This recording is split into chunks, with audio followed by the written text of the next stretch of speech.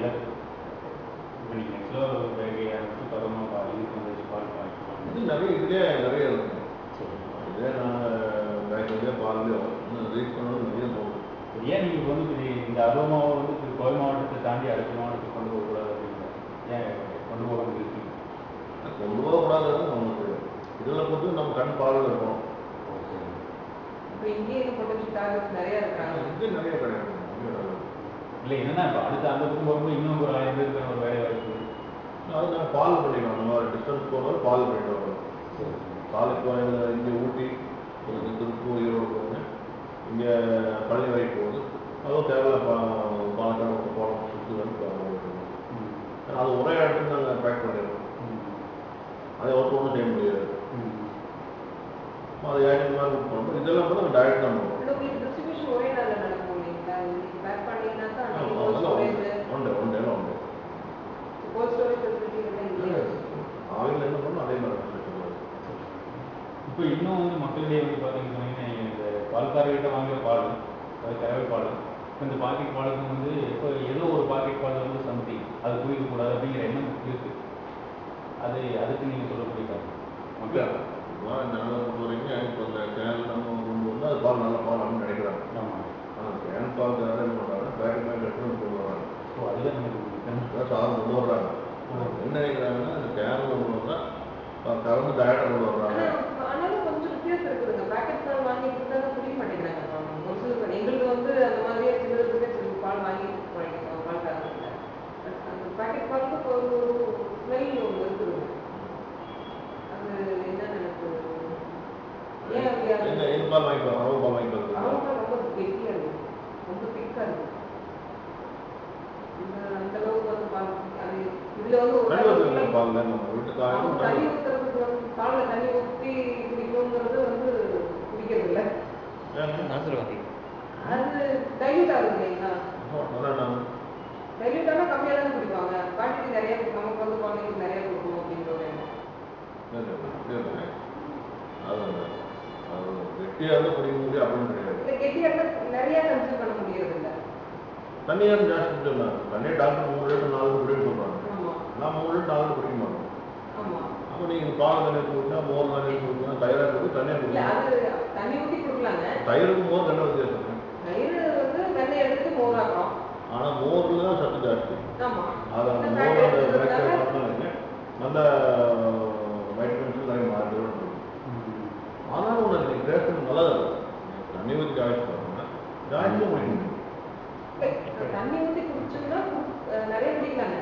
But என்னன்னா வந்து அந்த குவான்டிட்டி நம்ம வந்து கொடுக்க முடியாது இல்லைங்க. அதாவது தண்ணி ஊற்றும்போது அந்த அரை டம்ளர் பால் இருக்கிற கப்பு வந்து 1 டம்ளர் தான் டைல்யூட் ஆகுது. குடிக்க முடியாது இல்லைங்க. அது டம்ளர் குடிக்கிறவங்களுக்கு ஒரு டம்ளர் கொடுக்கணும் குடிக்க மாட்டேங்கிறாங்க. அதனால அப்படியே காய்க்கிறேங்க. இல்லை அதாவது இதெல்லாம் நம்ம ஒவ்வொரு கால் ஒரு டவுன் பால் தர்றீங்கன்னா கால் ஒரு டவுன் நீங்கள் சாயங்காலம் ஒரு டவுன் நைட் ஒரு டவுன் கொடுத்துருவாங்க. ஒரு நல்லா ரொம்ப ஒரே டைம் பாயசம் வச்சுருங்க.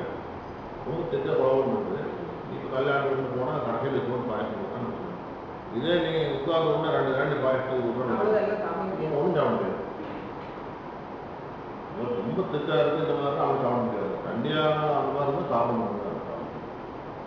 இல்லை அதான் இது வந்து மக்களுக்கு புரியுற மாதிரி நீங்கள் சொல்லணும். மேக்ஸிமம் கம்மியாகிடுச்சு. பேக்கெட் பால் தான் மோஸ்ட்லி பேக்கெட் பால் தான் எடுக்கிறாங்க. மேக்ஸிமம் பேக்கெட் பால் ஆகிடுச்சு. ஏதோ 1-2 பால் இருந்தாலும் அவங்களும் ஜாஸ்தியாக வர முடியாது. ஏன்னா அவங்களுக்கு இன்னைக்கு கூட சம்பளத்துக்கு கட்டுப்படி ஆகாது. 50 லிட்டர் 100 லிட்டர் சேல் பண்ணாங்கன்னா அவங்க சம்பளம் கிடைக்காது. அதோட வேலைக்கு போக பெற்றுவாங்க.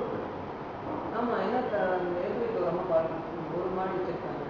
அவங்க வந்து தீனி போட்டு பொண்ணாக்கு பருத்தி இதெல்லாம் வாங்கி ஒன்றும் பண்ண முடியாது. நஷ்டம். அதான் மாடு நஷ்டம். காட்டில் வச்சிருக்கிறவங்க வீட்டு தோட்டத்தில் வச்சிருக்கிறவங்களே வந்து மாடு தீனி எல்லாம் ஃப்ரீயாக வரவே முடியறது முடியாது. இப்போ நீங்கள் வந்து பாக்கெட்பால் அப்படிங்கிறது குடும்பத்தோடு ஒன்றா தான் இருக்கும். அது நம்ம அதுக்காக அதை வந்து அவங்க ஒதுக்குறது அப்படிங்கிறதுலாம் வந்து கிடையாது. பேக்கெட் பால் குவாலிட்டி கரெக்டாக இருக்கும். கேன் பாலையும் கூட ஒரு ஸ்டாண்டர்ட் இருக்காது. கண்டிப்பாக இருக்காது. ஒரு நாளைக்கு வந்து தனியாக வரும், ஒரு நாளைக்கு வந்து திட்டா வரும். இல்லை அவங்களும் தெரியாது. மெயின் காரணம் நாங்களும் எங்கே ஸ்டாண்டர்ட் இருக்கோ அவங்க தெரியாது. தண்ணி ஊற்றினாலும் எச்சா ஊற்றினாலும் கம்மி ஊற்றினாலும் தெரியாது. நாம அதுக்கு முன்னாடி எக்யூப்மெண்ட் வச்சுருவோம். பேக்னா பேக் ட்ரெஸ் போடுவோம், எஸ்எல் ட்ரெஸ் போடுவோம். அந்த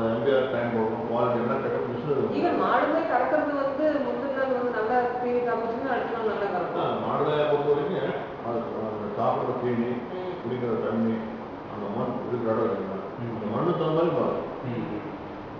அந்த கிளைமேட்டு, அப்புறம் அந்த இதுக்கு இப்போ மாறுலேருந்து மாடு இதெல்லாம் சொல்கிறாங்க. அது வந்து ஊட்டியில் வந்து ஏசிக்கு வச்சு அவங்க காரணம் ஊட்டிக்கு வந்து ஊட்டி சில்லர் அங்கே வந்து ஏசி பண்ணி வச்சாங்க, அதே ஜாஸ்தியாக இருக்கிறாங்க. இப்போ இந்த பாக்கெட் பாலை வந்து இப்போ காய்ச்சி வைக்கிறாங்கன்னு வச்சுக்கோங்க, அது அவர் காய்ச்சினதுக்கு பின்னாடி அது ஒரு இவ்வளோ மணி நேரம் அப்படிங்கிறதுலையும் மக்களுக்கு வந்து கன்ஃபியூஷன் இருக்கும்.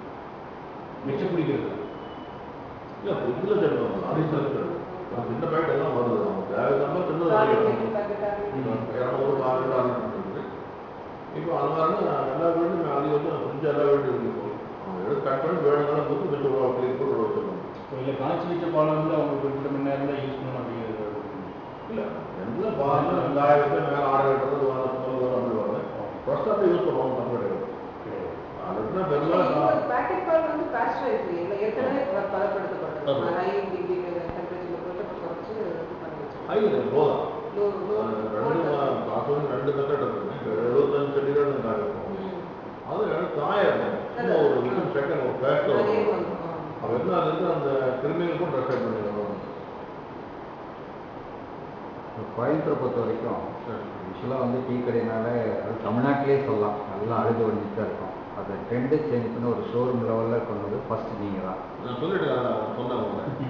அதாவது முதல்ல டீ கடை அப்படின்னாரு ரோட்டில் நின்று ஒரு அந்த சைடில் பீடி போய்விட்டு இருப்பான், அது கை அதையும் போடுவோம், அதே மாதிரி கொண்டு வந்து ரேட் கொடுப்பான். அப்புறம் டீ குடிக்கிறது ரோட்டோர ஆள் மட்டும் டீ குடிப்போம். சாதாரண வீட்டிலேருந்து வந்து கடைக்கு வந்து டீ சாப்பிட்டா கிடையாது. ஃபேமிலியோட வந்து குடிக்கிற அளவுக்கு கடை நாங்கள் இந்த ஃபஸ்ட் நாங்கள் தான் பண்ணோம், நல்லா மார்க் பண்ணும்போது தான். அப்புறம் அந்த காலத்தில் வந்து அந்த சொத்து மதிப்பு அப்படிங்கிறத வந்து இந்த ஆடு மாடுகள் வீட்டில் எவ்வளோ இருக்குது அப்படிங்கிறத பார்த்து தான் வந்து ஒரு வீட்டோட சொத்தை எடை போடுவாங்க. அதாவது அவங்க ஆளையே மதிப்பீடு பண்ணுவாங்க.